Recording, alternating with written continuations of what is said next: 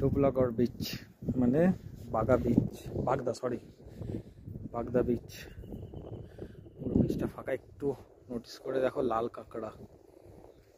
যখনই সামনে যাচ্ছে আস্তে আস্তে গর্তে ঢুকে যাচ্ছে, জল একদম দূরে। তবে এখানে লোকেরা বলছে যারা মাছ ফাছ ধরে তারা বলছে জল আসতে এখন 1 ঘন্টা লাগবে। এই দেখো কাঁকড়াগুলো ছুটছে, দেখো খালি, এই দেখো ছুটির দিন একটা ভালো স্পট হতে পারে, 2 দিনের ট্রিপ। এই দেখো লাল কাঁকড়াগুলো ছুটছে। এই নৌকা মাছ ধরার,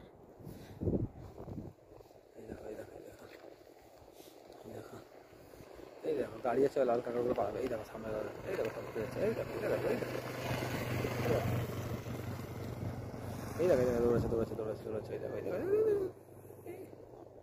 এই দেখো খুঁজে পাচ্ছে না।